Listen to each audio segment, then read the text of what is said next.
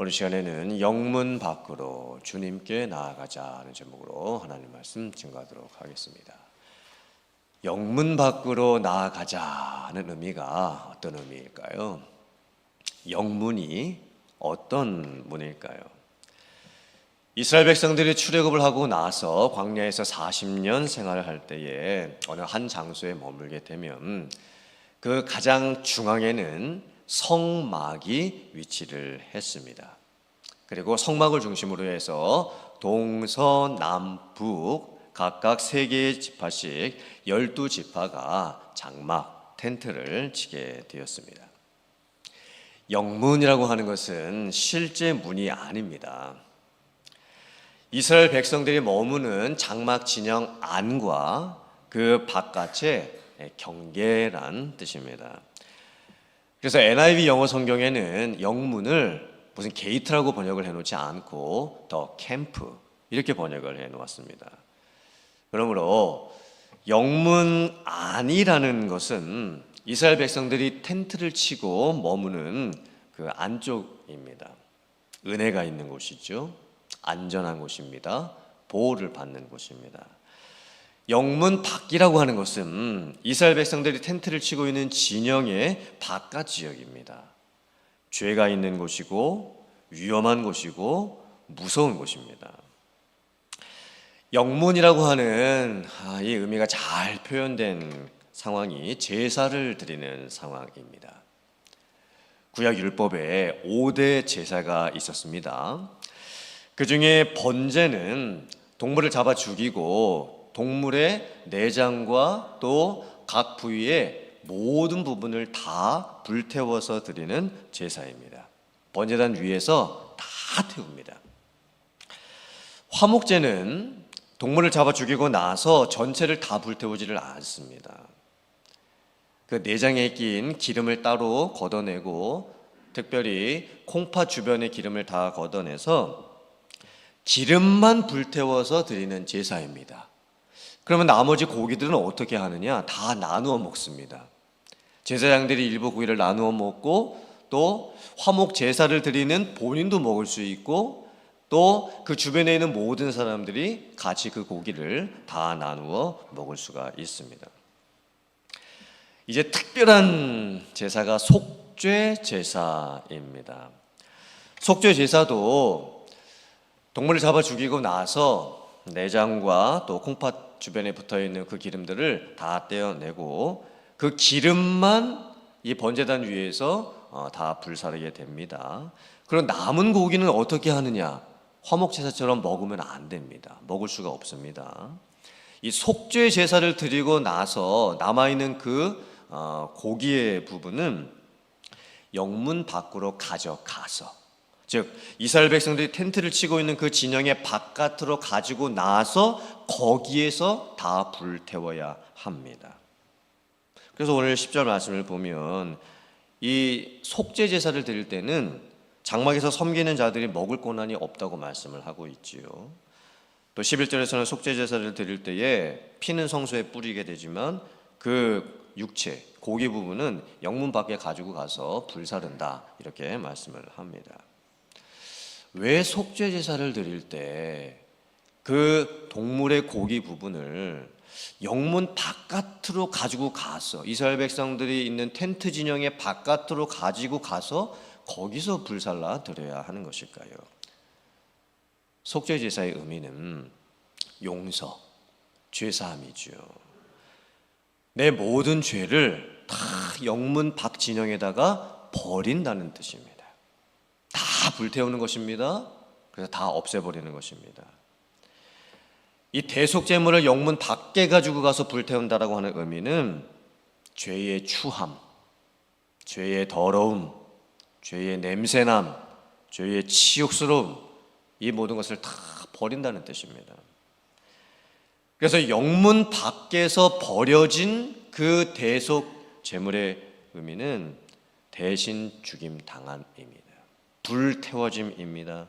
치욕을 당함이라는 뜻입니다.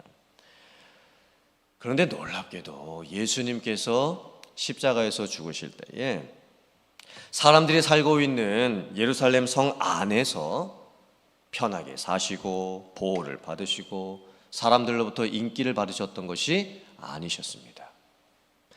예수님께서도 십자가를 지실 때에 성문 바깥에 있는 골고다 언덕 위에서 십자가에 달려 죽으셨습니다. 예수님께서도 성문 바깥에서 버려지셨지요. 죄인으로서 당해야 할 그 모든 죄들을 다 대신 짊어지셨습니다. 십자가에서 죽는다라고 하는 의미는 유대교의 입장에서 보면 나무에 달렸다, 하나님으로부터 저주를 받아서 죽는다라는 의미입니다.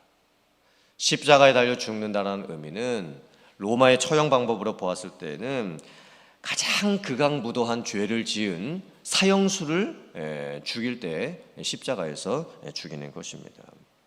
엄청난 치욕이지요. 엄청난 모욕입니다. 참 놀랍지 않습니까?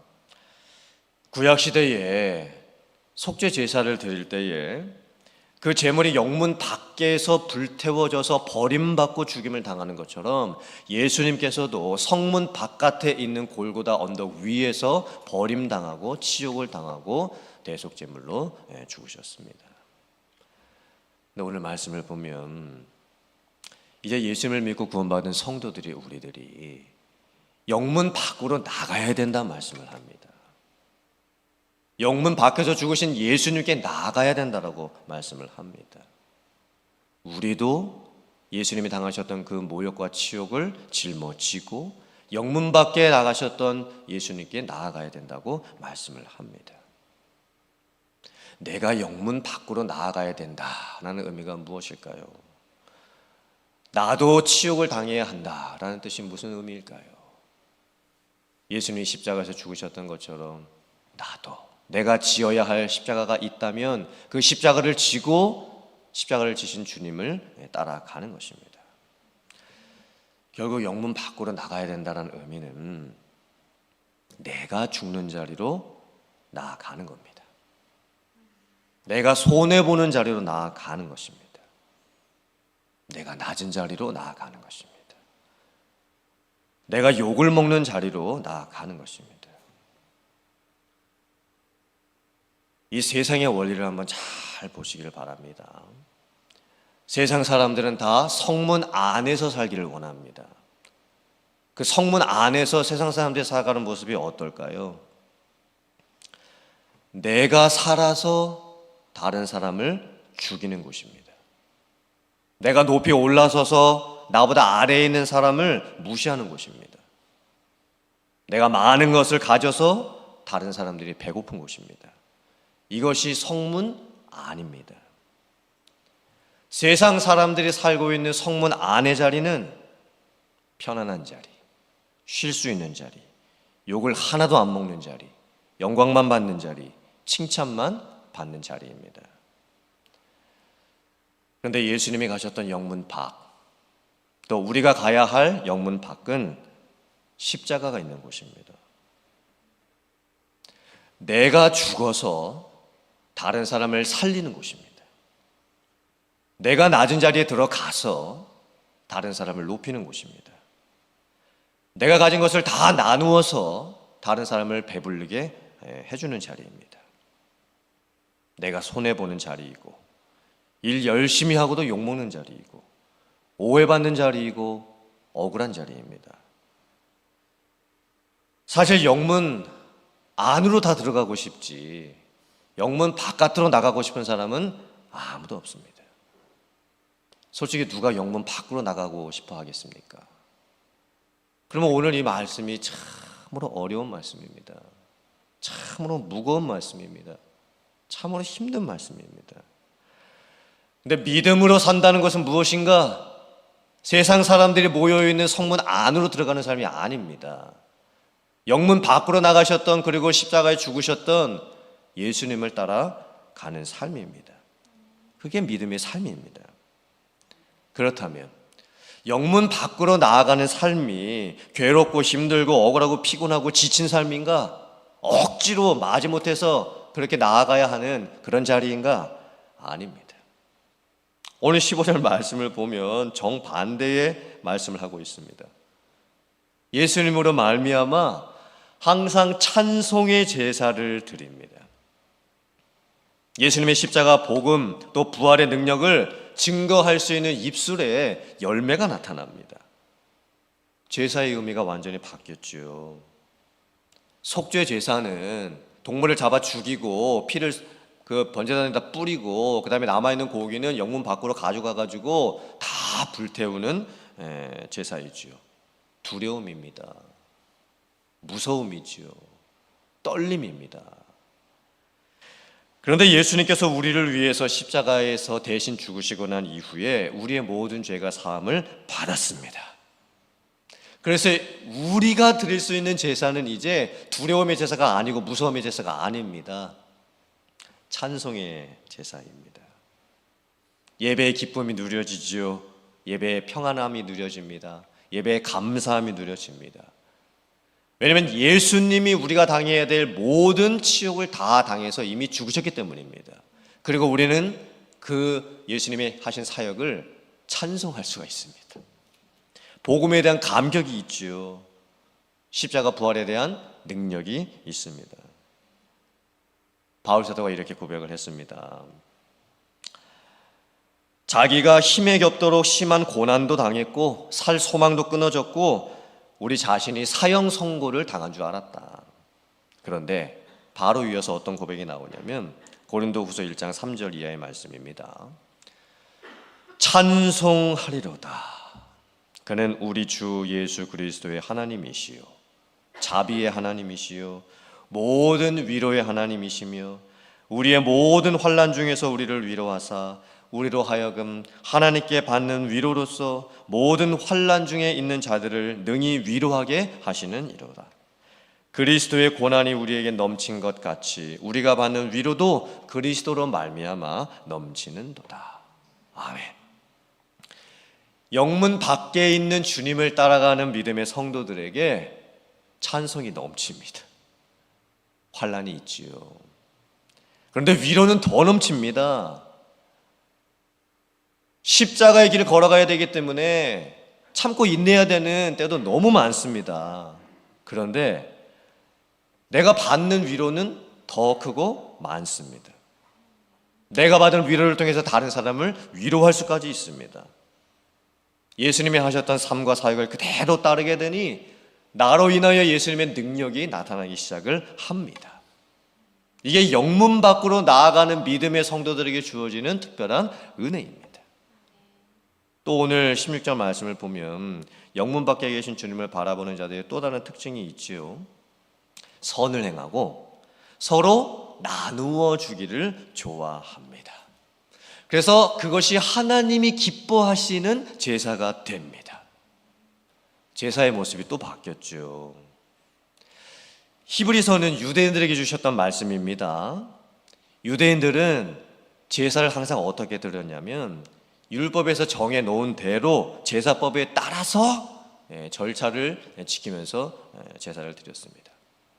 번제는 이렇게 드려라, 화목제는 이렇게 드려라, 속죄제는 이렇게 드려라, 또 음식은 이렇게 준비해라, 뭐 드릴 때는 위로 올려서 드려라, 뭐 흔들어서 드려라, 뭐 그 절차와 순서가 다 정해져 있었습니다. 그러므로 구약의 제사를 드리다 보면 항상 이런 문제가 생깁니다. 절차를 잘 지켰냐? 순서를 잘 지켰냐? 왜 누구는 참석했는데 누구는 참석을 안 했냐? 뭐 이런 뭘 지켰냐 안 지켰냐 했냐 안 했냐 이런 제사밖에 드릴 수가 없는 거예요. 그런데 예수님께서 십자가에서 죽으시고 난 이후에 제사의 모습이 완전히 달라졌습니다. 이제 삶으로 드리는 제사가 나타납니다. 구원받은 은혜가 너무 감사합니다. 십자가 복음 부활의 능력이 내 속에 심겨져 있습니다. 예수님이 내 안에 살고 계십니다. 성령이 내 안에서 역사하고 계십니다. 그러니 가만히 있을 수가 없습니다. 삶 속에서 그 모습이 나타납니다. 뭔가라도 다른 사람에게 하나라도 주기를 원합니다. 선을 행하지요. 삶 자체가 하나님이 기뻐하시는 제사가 되는 겁니다. 자기 마음속에는 은혜가 항상 가득합니다. 막 입술에 막 흥얼거리는 찬송이 나옵니다. 먹든지 마시든지 무엇을 하든지 하나님의 영광을 위해서 하기 때문에, 내가 뭘 하면 하나님이 기뻐하실까를 생각하기 때문에 가정생활도 기쁨이고 직장생활도 기쁨이고 교회생활도 기쁨입니다. 내 삶의 모든 순간이 기쁨으로 가득 차 있습니다. 이게 달라진 제사입니다. 영문 밖으로 나간 믿음의 성도들에게 주어지는 특별한 삶의 제사의 모습입니다. 그러므로 영문 밖으로 나가야 된다는 것은 한편으로는 부담이지요. 힘겨움입니다. 솔직히 내 자아의 본성으로는 성문 안으로 들어가고 싶지 영문 밖으로 나가기를 원치를 않습니다. 그런데 예수님이 가셨죠. 그리고 믿음의 성도들이 따라갑니다. 그때 놀라운 모습이 나타나는 거예요. 내가 죽는 자리로 나아가는데 다른 사람은 살려냅니다. 내가 낮아지는 자리로 나아가는데 다른 사람은 높여줍니다. 내가 손해보는 자리로 나아가기 때문에 다른 사람은 손해를 하나도 안 봅니다. 내 덕을 봅니다. 내가 섬기는 자리로 나아가기 때문에 다른 사람들은 그 섬김을 받습니다. 풍성해집니다. 하나님이 주시는 위로가 더 많이 넘칩니다. 영문 밖으로 나아가는 자들에게 기쁨이 있습니다. 그 기쁨은 세상적인 만족함을 누려서 얻는 기쁨이 아닙니다. 세상의 것들을 내가 얻어서 얻는 기쁨이 아닙니다. 속에서 나타나는 기쁨이지요. 능력의 기쁨입니다. 주님을 따르는 자들에게 나타나는 삶으로 표현이 되는 기쁨입니다. 사랑하는 성도 여러분들, 오늘 말씀 여러분들이 다시 한번 잘 묵상해 보시기를 원합니다. 그리고 영문 밖으로 나아가셨던 주님을 따라갈 수 있는 우리들이 되어야 될 줄 믿습니다. 영문 밖으로 우리가 나아가게 될 때에 우리에게 부어지는 놀라운 은혜, 축복, 기쁨, 감사를 회복할 수 있는 여러분들 다 되실 수 있기를 주님의 이름으로 축원합니다. 아멘.